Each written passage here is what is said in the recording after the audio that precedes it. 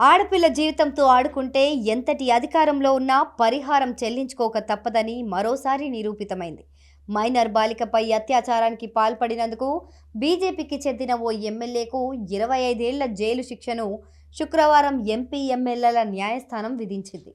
ఉత్తరప్రదేశ్లోని దుద్ది అసెంబ్లీ నియోజకవర్గానికి చెందిన గిరిజన ఎమ్మెల్యే రామదులారే గోండ్ 2014 నవంబర్ 4న ఓ మైనర్ బాలికపై అత్యాచారానికి పాల్పడ్డాడు. దీంతో ఆమె కుటుంబ సభ్యులు అతనిపై మయోర్పూర్ పోలీస్ స్టేషన్లో ఫిర్యాదు చేశారు. ఫిర్యాదుపై పోలీసులు కేసు నమోదు చేశారు.